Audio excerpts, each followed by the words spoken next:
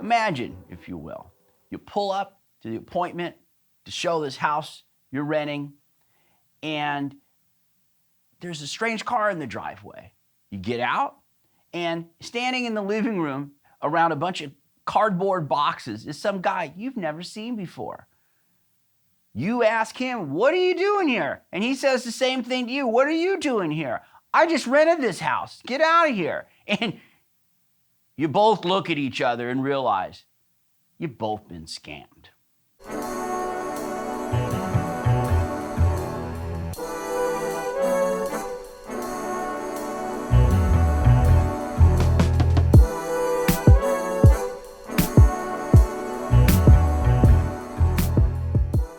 Fake rental scam. That's when someone rents out a house that doesn't belong to them. This happens all the time. Here's what they do. They look for houses that are legitimately vacant and for lease.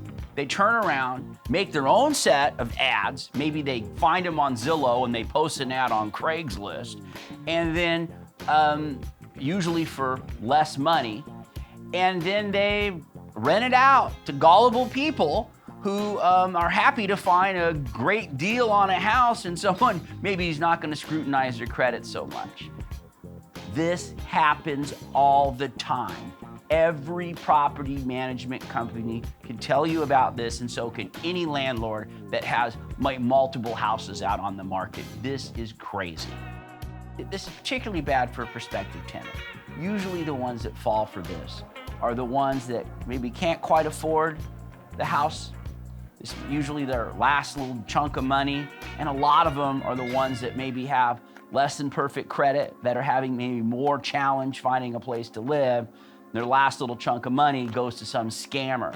So puts them in a desperate spot, and which creates a problem for everybody. So if you're a prospective tenant, I've got 4 tips for you to think about. 1, if you're not being asked to sign a formal lease agreement, it is a scam.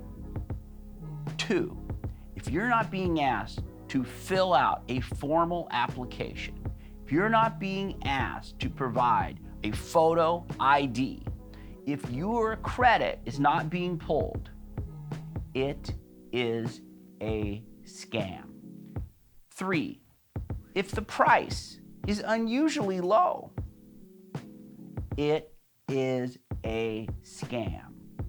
And number 4, if it seems too good to be true, it is a scam. I'll just say, never hand over money to somebody when the deal seems too good to be true. Check out who you're renting from. You're probably safer going through a property management company, but check them out. Do they have a physical address? Do they have a website?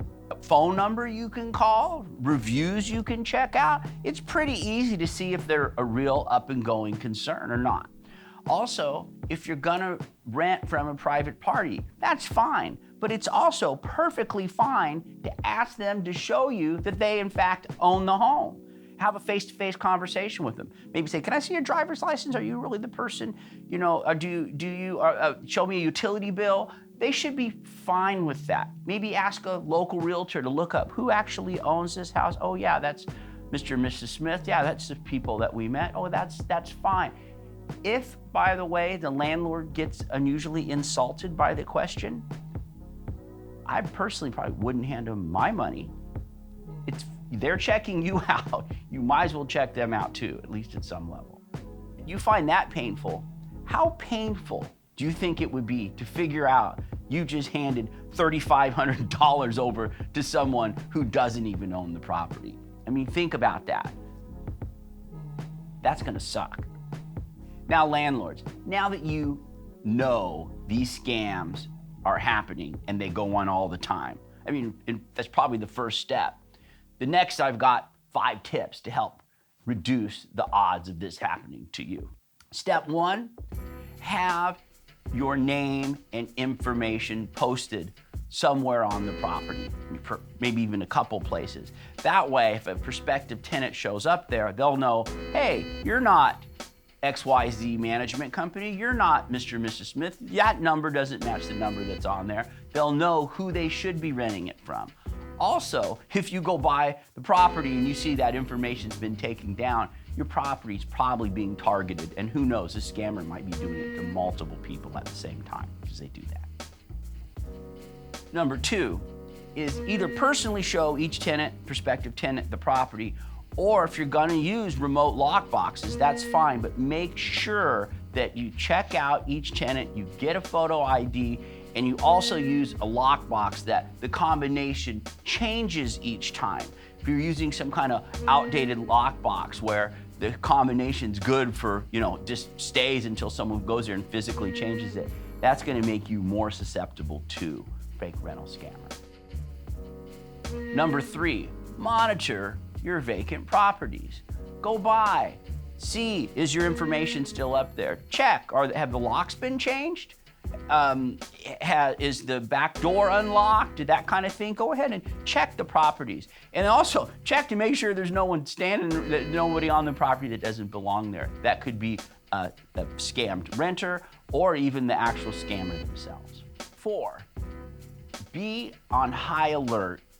If you start to receive calls from tenants thinking the $3,200 a month place you have for lease is up for $2,300, and you get a couple of those calls or even one, that's a sure sign that your property is a target, it's probably being remarketed. I really don't understand how the scammers work. There seems to be multiple ways they do it, but when you start getting calls about properties being rented at a lower price, the people checking it out, that's a time to really be on red alert and make sure you're vigilant on that property. And number 5, make every effort to get your properties leased quickly. The less time they're vacant, the less time you have exposure. Even if you're vigilant, it's still possible to find some scammed person in your house. Also, when you go up there, you don't know the real story. Who knows if they were scammed or if they're the criminal? So I would say first thing you do is be firm but understanding and let them know they have no right to be there and they need to get out. If they do not immediately leave, you need to call the police and make sure it's treated as trespassing. Sometimes police will want to have it treated as a civil matter. You want to try to avoid that at all costs. You're not always able to, but what you don't want is for them to stay there and have the police say it's a civil matter, because then you will be doing an eviction on someone you have no information on. Now, I know this seems like a lot. Having rental property is still a great investment. This is just one of the things we handle as property managers. If you'd like, we'd be more than happy to talk to you more about the process and what we do. If you find yourself scammed and you want a shoulder to cry on or someone to talk to, more than happy to take your call. I want to thank you for watching this video. I hope you found it informative. And please also subscribe, pass it on, do whatever you can. And thanks for listening.